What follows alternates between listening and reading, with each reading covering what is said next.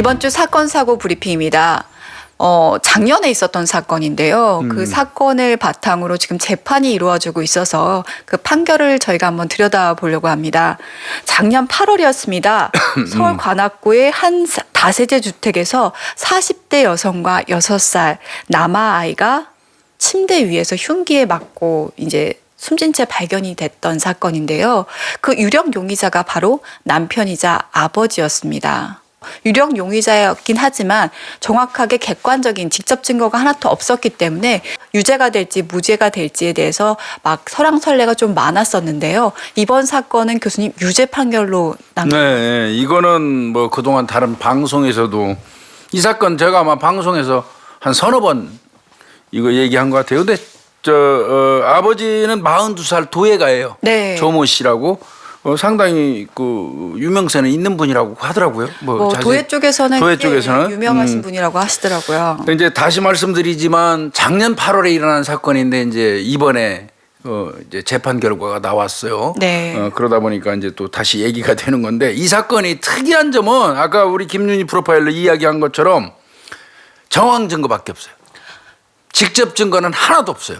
그러니까 뭐 흉기라든지 범행에 사용됐던 도구, 범행 흉기도 발견 안 됐고요. 네, 피해자를 특정할 수 있을 만한 뭐 지문이나 DNA, 뭐 어차피 아버지다 보니까 같이 생활했기 때문에 그런 증거는 없을 거고요. 그렇죠. 뭐 여러 가지 뭐 누가 이 사람 이상을 봤다는 CCTV 뭐 이런 것도 없다 보니까 직접 증거는 하나도 없는 상황이었습니다. 그러니까 다른 일반 살인 사건 같은 경우라면 시신에서 보여주는 증거가 직접 증거가 돼요. 뭐 네. 미세 혈흔이라든지 그렇지만 이거는 한 가족이 그 가족이고 집에서 생활했기 때문에 뭐 시신에서 묻어나오는 뭐가 있다 한들 그거는 직접 증거가 될 수가 없는 거죠. 네. 그러다 보니까 범행 도구를 찾아야 되는 거였어요. 가장 중요한 건데 범행 도구도 못 찾고 그럼에도 불구하고 이 경찰이 이 아버지 그러니까 이제 남편 조모 씨를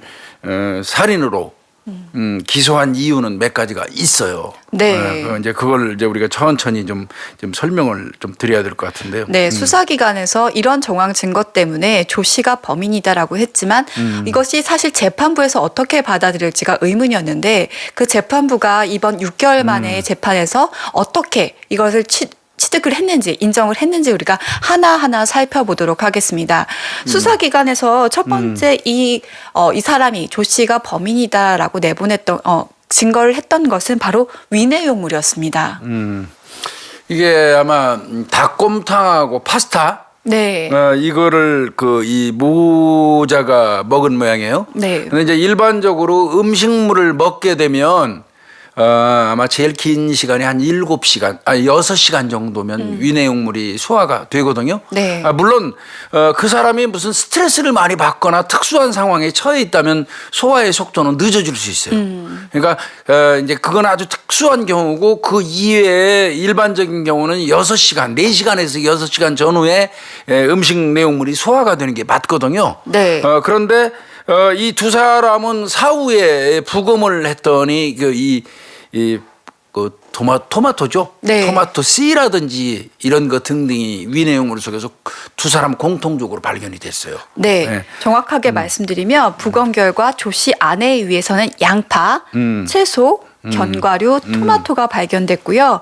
이 조 씨의 아들 위에서는 화장지가 나왔더라고요. 애기니까 뭐 화장 쪼가리 같은 게 들어간 모양이. 예. 화장지, 토마토, 견과류가 발견이 됐습니다.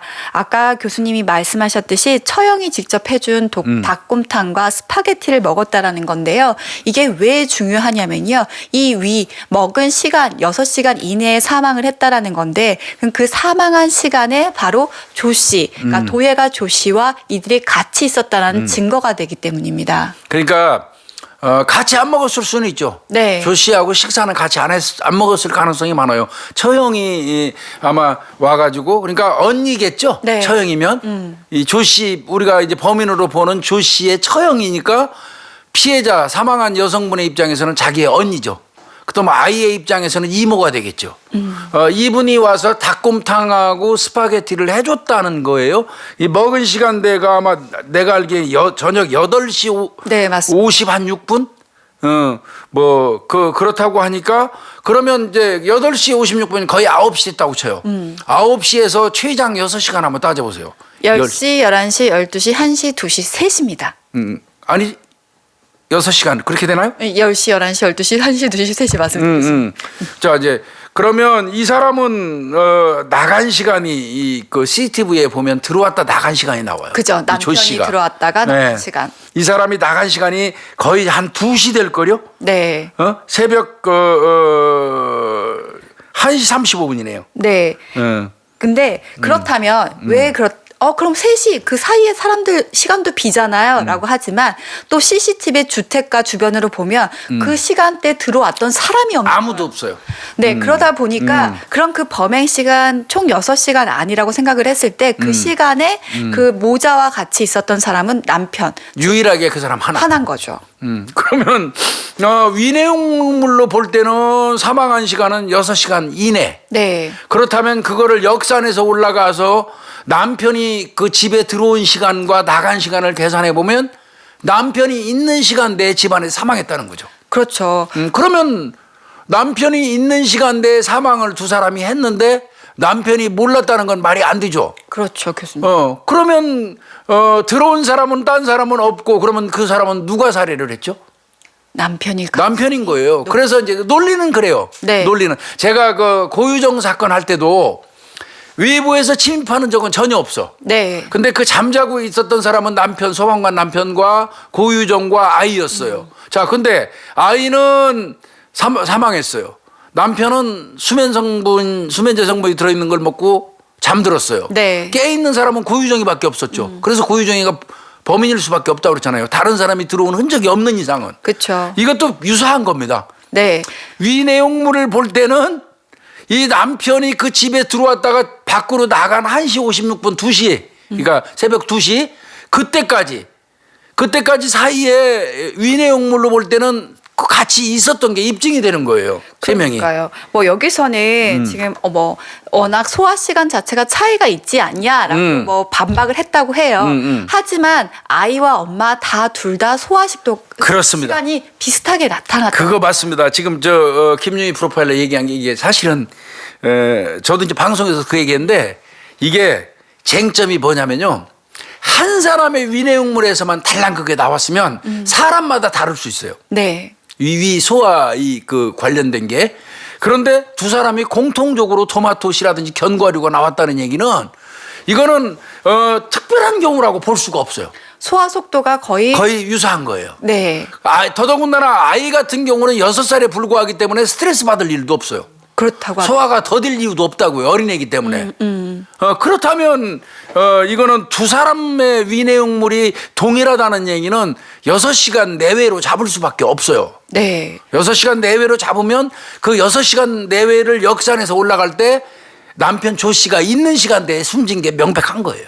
네, 일단 증거 이렇게 하나가 나왔습니다. 그리고 또 하나 얘기를 했던 게 바로 아까도 얘기했지만 그때 당시 그곳엔 당신밖에 없었다라는 건데요. CCTV를 보다 보면 그 CCTV에 그 시간대에는 남편밖에 그 주택에 있지 않았어요. 누군가 외부에 침입한 사람이 없었던 거죠. 그렇습니다. 근데 변호사가 그런 얘기를 합니다. 아니 CCTV에 사각지대도 있고 그 범행 시간에 뒷문으로 들어가면 몰래 들어갈 수도 있다라고 했습니다. 그랬더니 재판부에서 질문을 했다고 합니다. 제가 재판부는 이제 이렇게 네. 얘기했죠. 현장에 직접 변호사님 가보셨습니까?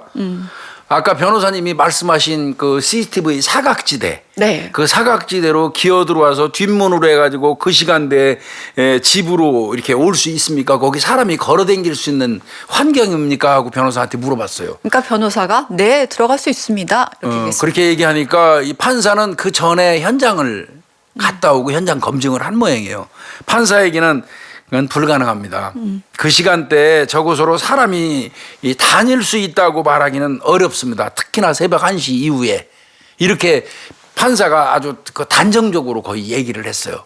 그 얘기는 바꿔서 얘기하면 남편이 떠났다고 인정되는 당일날 새벽 1시 반 그 남편이 떠나고 난 이후에 다른 사람이 들어왔을 확률은 그러니까 1시 반부터 3시까지가 1시간 반 사이죠. 네. 그러니까 그 소화 시간을 따져본다면 네. 따져보면 이제 최고로 그 남아있는 완전히 소화될 수 있는 시간까지가 6시입니까? 아니 거의 한 8시간 잡더라도 새벽 5시, 6시까지. 5시, 6시죠. 그러면 1시 반에 남편이 나오고 그 뒤에 어떤 사람들이 들어왔어야 된단 말이에요. 들어왔을 만한 그런 가능성이 있느냐 이거거든요. 네. 판사 얘기는. 네. 그런데 본인이 현장에 가서 현장 검증을 해봤더니 그 못 들어옵니다. 그 시간대에 그 소리예요. 그러니까요. 변호사는 막상 가보지 않았는데 판사는 거기 가서 한번 그걸 봤다란 얘기죠. 그러면서 그 CCTV를 주장했던 변호인 측에서 반박했던 그 사각지대도 깨지고 맙니다. 그리고 세 번째 전 이게 되게 어떻게 보면 소름이 다 끼쳤는데요. 재판부에서 그렇게 얘기했습니다. 결혼 생활 5년 이것이 모든 게 증거입니다라고 얘기했습니다. 당신의 모든 게 이 범인 당신의 결혼 생활 5년 동안 당신이 아내와 아이한테 했던 모든 행동들 이 전체가 증거였다. 이렇게 이야기를 했어요. 아우, 너 저 이런 판결 깜짝 놀랐어요? 그러니까요. 네, 아마 이 법정에서 워낙이 직접 증거가 없는 상황이고 정황 증거만 넘쳐나다 보니까 재판부에서 이 두 사람의 심지어는 결혼 생활까지 낱낱이 죽일 만한 동기가 될 수 있는 이유 등등을 다 찾은 것 같아요. 그러니까 그 과정에서 내가 봐도 좀 심해요, 그죠? 네. 이들의 결혼 생활은 좀 불행하기도 하고요. 2013년 12월에 혼인 신고를 했다고 합니다. 이듬해 아들이 태어났는데요. 6개월 결혼 6개월 후부터는요. 내연녀와 불륜 관계를 이 조 씨가 유지를 해왔다고 합니다. 예, 그렇고요. 지금 그 사망 사건이 일어난 그 다세대 주택은 곧 재건축할 정도로 허름한 집인데 이 도예가의 남편 조 씨는 그 인근에 있는 꽤 괜찮은 오피스텔에서 개인 공방을 운영하고 있었던 것 같아요. 그런데 조금 전에 우리 김윤희 프로파일러 얘기한 것처럼 2013년 12월에 결혼했는데 6개월 뒤 그러면 2014년 6월부터요. 그때부터는 이제 어떤 불륜 관계를 유지하면서 집에는 거의 안 들어가고 오피스텔에서 거의 생활하다시피 한 것 같아요. 혼자서. 그러니까. 많이 가야 1년에 10번 정도만 갔대요. 1년에 10번 정도면 한 달에 한 번도 안 들어가요. 한 달에 한 번도 안 가는 거죠. 그러면서도 내연녀하고는 한 달에 20번 이상 만났고 그러면 거의 매일 만났죠. 네. 그리고 200번 이상 전화나 문자를 주고받았다. 이제 이거는 이제 아마 경찰에서 살해 동기를 따지는 과정에서 혹시 내연 관계 때문에 아내를 제거해야 될 이유가 있었을까? 라든지 이런 거를 따지기 위해서 휴대폰 통화 내역이라든지 뭐 이런 지금 판사가 얘기했던 그런 내용을 전부 조사를 했을 거예요. 그게 이제 수사 기록에 붙어 있는 거를 판사가 좀 심도 있게 읽은 거죠. 저는 더 공분할 만한 게 뭐냐면 그렇다면 이 오피스텔이라든지 생활할 수 있는 비용 이 사람이 그렇죠. 도예를 계속할 수 있는 비용을 누가 댔느냐 바로 숨진 조 씨의 아내가 됐다라는 거예요. 그러니까 조 씨가 고정 수입이 없었나 봐요. 도예가이면서도. 네. 그러다 보니까 이 생활비 오피스텔비 뭐 도예 하려면 또 비용 들어가잖아요. 그러니까요. 그런 거를 전부 아내가 다 됐다는 거예요.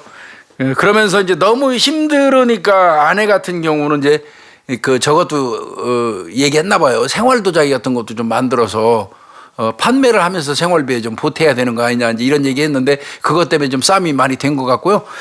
근데 아내가 대준 거 보니까 자기는 다 철거돼 가는데 그 다세대 주택에서 아들과 같이 있으면서 조 씨는 호화 오피스텔에 살고 도예 비용 뭐 생활비 된데 거기 보면 포함된 게 뭐냐면 차량 할부금. 그러니까 네 대준 게 차량 할부.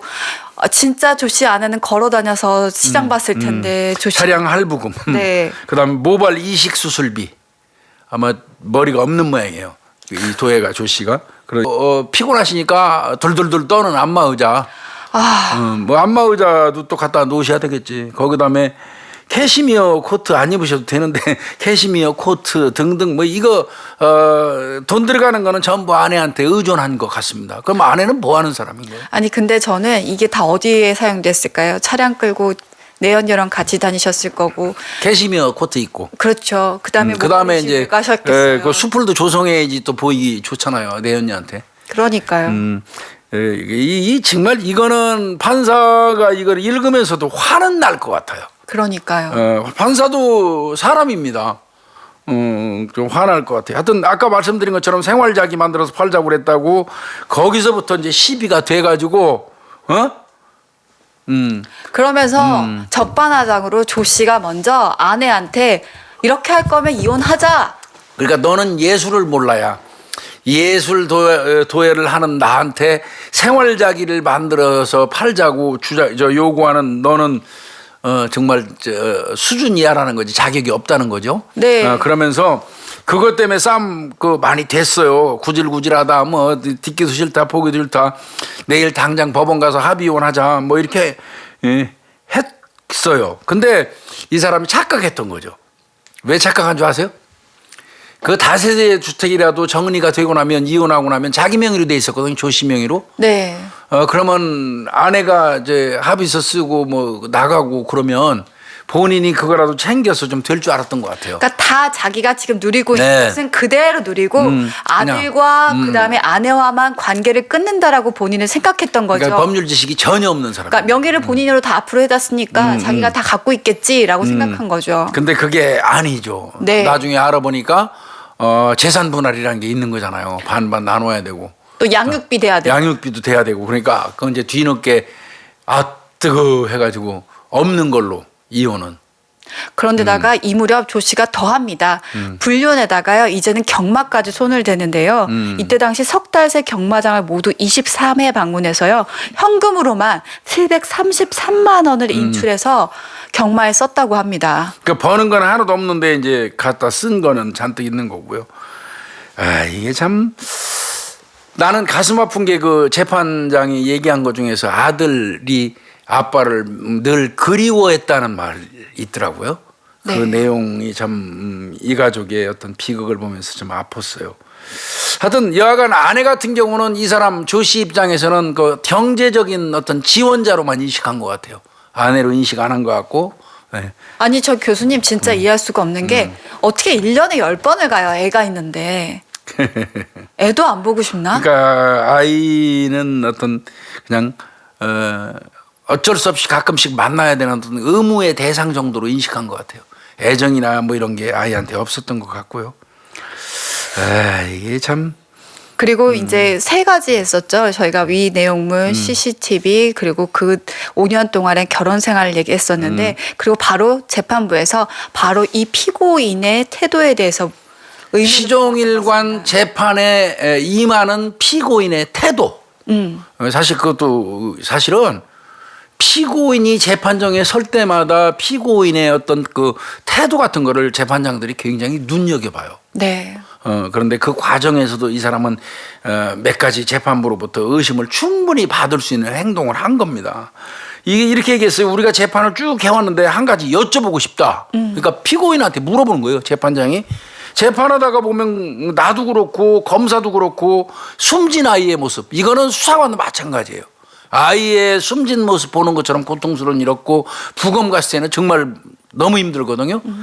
그럼에도 불구하고 이제 이 재판장이 얘기한 거예요. 재판 쭉 가면서 보니까 나도 그렇고 검사도 그렇고 이 숨진 애 이 사진 영상 이 모습을 보면 울컥하게 된다. 그게 사람이다. 그런데 당신은 그 범인이 아니라고 본인이 이렇게 주장하고 있다. 그런데 내가 지켜보니까 당신은 이 두 사람의 죽음에 대해서 지나치게 냉정해 보인다. 그렇게 그 미동도 안 하고 더더군다나 자기 아내, 네. 자기 아들 아니에요. 그리고 현장 사진 다 보일 텐데. 그러니까 일반인인 제3자인 재판장이나 검사도 보고 울컥하는 게 사람의 도리인데 심지어 자신의 아내와 자신의 아들이 죽어 있는 그 영상과 사진을 보면서 당신의 태도를 쭉 지켜보니까 지나치게 냉정하다. 이렇게 그 얘기를 하면서 그 점에 대해서 피고인은 어떻게 생각하세요? 하고 이제 재판장이 질문을 뻑 던진 거예요. 근데 이 조 씨의 대답이 더 참 대답 가관이에요. 냉정하게 보이려고 그렇게 하고 있습니다. 최대한 눈물도 흘리지 않으려고 노력하고 있다. 네. 라는 식으로 얘기를 했다라고 합니다. 그러니까 본인이 스스로 냉정하게 보이려고 애를 쓰고 있다고 얘기했으니까 뭐 그럴 수도 있겠죠. 뭐 하여튼 뭐 그렇게 했지만 그게 그 태도가 재판부에는 어떤 의심 어린 의혹의 시선으로 느껴진 거니까 본인한테는 손해죠. 근데 저는 이게 뭐 아무리 냉정하게 보이려고 한다고 하더라도 그냥 나랑 관계없는 사람이 그래도 슬퍼. 네, 슬픈데 어쨌든 아들이고 부인인데 그 평정을 냉정한 모습을 유지한다? 그건 너무 의심살 만한 것이 확실하다고 저는 생각을 하고 또 장례식장에서도 전혀 슬픔을 드러내지 않았다고 합니다. 그거는 이제 경찰관들이 이 조 씨를 피의자로 범인으로 일단 그 설정해 놓은 다음에 장례 치르는 과정에서 조 씨의 태도 같은 거를 간접적으로 다 수집을 했을 겁니다. 근데 잠깐 왔다 가버렸대요. 그거나마도 끝까지 그 자리에 앉아있지 않고 그래서 30분 머물다가 사라져버렸다는 거예요. 자기 아내하고 자기 아들이 죽었는데 이거는 절대 일반인이 취할 수 있는 태도는 아니죠. 아까 그 잠깐 저 사진 동영상 관련된 거 재판부가 이렇게 얘기했어요. 이 사건 공판 절차에서는 사망한 피해자들의 현장 사진, 부검 사진, 장기 사진 등이 현출돼 가지고 지켜보는 제3자도 슬픔에 잠기도록 하는 상황이 여러 차례 있었다. 그런데 조 씨는 검사의 사형을 구형할 당시에는 피해자들이 사진이나 영상을 보고도 내내 미동도 하지 않은 채 지극히 냉정한 태도를 보여왔다. 이거 굉장히 작용 많이 한 거예요. 재판부가 아주 의미 있게 그 피고인의 태도를 지켜봤던 거고요. 이제 그리고 경찰관으로부터 그 접한 아까 우리 김유희 프로파일러 얘기한 30분 머물다가 그게 가능한가요? 그러니까 저도 모르겠어요. 고유정이 왜 의붓아들 장례식장에 안 갔다고 하잖아요. 못 가는 거죠. 그쵸? 안 가는 게 아니라 솔직해서 못 가는 거죠. 저는 일맥상통한다고 보거든요. 맞아요. 그리고 또 살인 직전에 보다 보니까 이 조 씨가 영화 그 진범을 계속 봤대요. 진범을 내려봤대요. 네, 이게 바로 살인과 관련된 영화라고. 예, 오리발 내미는 거예요. 네. 직접 증거 없으면 무죄 떨어지고. 네. 그래서 그거에 관해서 직접 증거가 없으면 우리나라에서는 무죄가 떨어진다라고 본인이 생각을 했던 거죠. 정황 증거만으로는 안 된다. 안 된다. 무죄를 선고받을 거다라고 생각하고 현재까지도 계속 자신은 무죄라고 주장을 하고 있거든요. 그러면 분명히 흉기 얘기로 이 아내와 아들을 살해한 걸로 지금 네. 되잖아요. 그런데 그러면 사용한 흉기는 경찰이 어떻게든 찾았어야 되거든요. 근데 찾지 못한 이유를 뭘로 설명을 했냐면요. 도예방 오피스텔에 도예방에 가면 뭘 녹이는 그 기구 같은 게 있대요. 이거 도예를 하다 보니까 거기에다가 녹이는 어떤 난로 녹이는 그 용광로 비슷한 형태로 거기다 녹인 것이다. 그 이유는 범행 시간이 끝나고 난 이후에 그 특별한 시간에 그 전기를 소모한 전기 양을 또 이 수사기관에서는 체크를 했어요. 네. 그래서 요 정도 이 전기를 사용해서 그 흉기를 녹였기 때문에 우리가 찾을 수 없었다 하는 거를 간접적으로 그것도 또 이제 증거 관련돼서 이제 그 경찰 수사가 있었던 거고요. 검찰도 이제 그걸 인정해서 재판부에 냈던 거고. 그런데 이제 그것도 정황 증거죠. 그렇죠. 그것도 직접 증거는 아니죠. 그래서 이제 조금 전에 이제 우리가 설명드렸던 위내용물. 이 사람들이 사망한 시간대 위내용물은 6시간인데 일반적으로 그 6시간 소화되는 과정 속에 남편이 그 집에 있었던 게 인정된다는 점. 그거 이제 위내용물. 네. 또 위내용물도 한 사람만 위해서 뭐 견과류나 도마도 씨가 나왔다면 뭐 엄청난 스트레스를 사람이 많이 받으면 소화도 잘 안 된대요. 그러면 이해가 가는데 6살에 불과한 아이가 극도의 스트레스를 받아서 소화가 엄마랑 똑같이 안 될 수는 없다는 거죠. 네. 그러니까 이거는 두 사람이 공통적으로 그 견과류와 도마도 씨가 나왔다는 얘기는 스트레스 안 받는 그 6살짜리 아이 위내용물과 같이 나왔다는 얘기는 6시간 이내 그 이전에 누군가 같이 있을 때 사망한 것이다. 이렇게 이제 단정한 거고요. 두 번째는 아까 말씀하신 것처럼 CCTV를 관찰했더니 8시 밤 8시 56분에 들어와서 새벽 1시 30분에 나간 거. 그 이후에는 사망한 이후에는 누군가 아무도 이 집에 들어온 흔적이 안 보인다. 그러면 다른 범인은 없다는 얘기면 바꿔서 얘기하면 같이 있던 사람이 범인이다 그 소리 아니에요. 그다음에 세 번째 그 남편의 2013년 결혼한 이후에 지금까지의 남편의 모든 행동이 증거다. 내연녀, 뭐 경마, 생활비 그 조달, 뭐 이혼 신청 여부, 뭐 이런 거 등등 전부 따져보면 남편이 그거다. 범인이다. 이제 이런 얘기죠. 그 다음에 법정에서의 태도. 냉정한 냉혹한 태도. 네, 어떻게 보면 그 피고인의 과거부터 시작해서 피해자와 얽혀 있는 관계 그리고 법정에서의 태도 전반적인 것들을 다 평가해서 그것이 정황 증거와 플러스해서 이것이 범인이 맞다라고 재판부는 판단을 한 것입니다. 특히 가장 중요한 게 범행 동기였는데 그것이 이미 재산상의 경제상의 문제 있었고 갈등이 즉 아내와 아들만 사라지면 자신은 이 생활을 유지할 수 있고 또한 내년녀와 생활을 유지할 수 있다라고 판단했기 때문에 살해를 했을 것이라고 이제 재판부는 바라본 거죠. 그렇습니다. 그래서 이번에 1심에서 교수님 셌어요. 뭐가 선고받느냐요? 무기징역이에요. 무기징역이죠. 무기징역을 내리면서 치밀한 범행 계획이라고 그랬거든요. 조 씨가 범행을 부인하면서 반성하지 않는 만큼 엄중한 책임을 물을 수밖에 없다. 이렇게 설명도 했고요. 도의 활동을 마음대로 이렇게 하려고 하는 이기심, 그다음에 아내의 사소한 비판과 경제적인 어떤 지원 중단을 빌미로 해서 피해자들을 살해를 했다.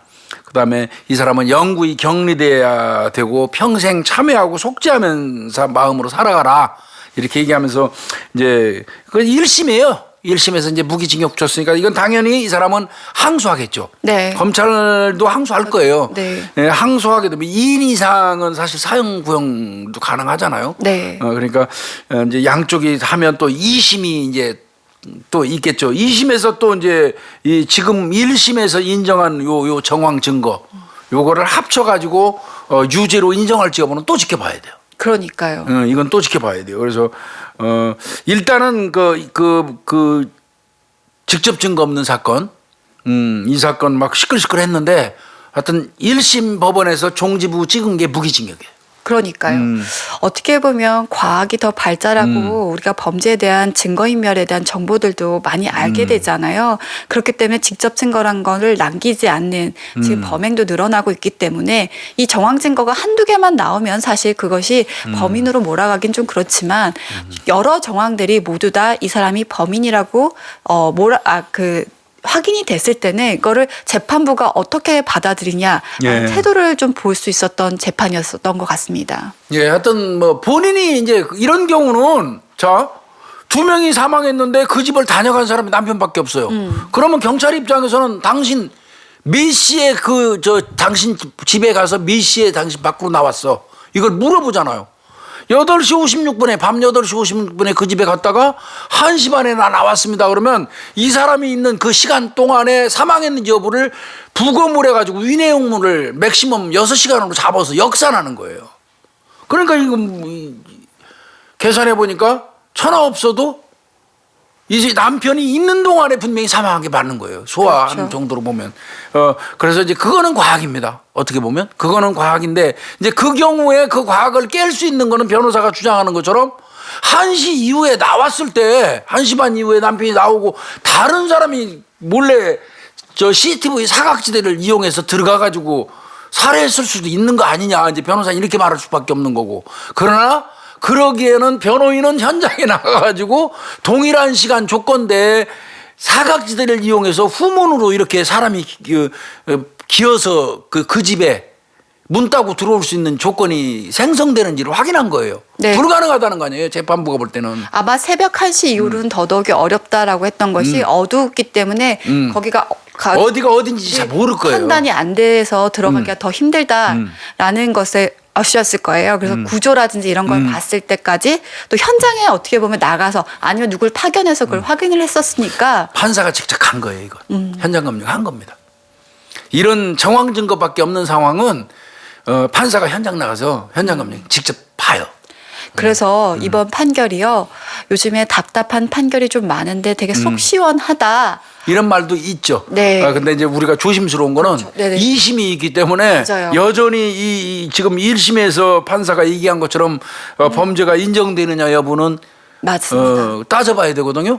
그래서 우리는 어디까지나 방송이니까 이건 개인적인 제 생각을 말씀드릴 수는 없어요. 근데 제 개인적인 생각은 뭐 이 방송 하기 이전부터 다른 방송에서도 불가능하다. 그 소화 시간이라든지 이런 거 등등을 볼 때는 이거는 이 사람이 가능성이 훨씬 높다. 이제 저 이렇게 얘기했거든요. 지금 우리 방송에서 그렇게 말씀드리겠습니다. 제 개인적인 생각은 압도적으로 높다고 봅니다. 가능성은.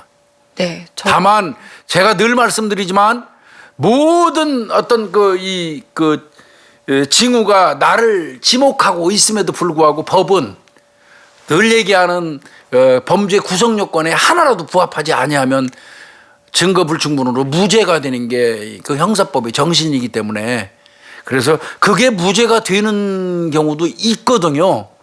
그래서 이제 이거는 결국 내가 볼 땐 대법원까지 갈 거예요.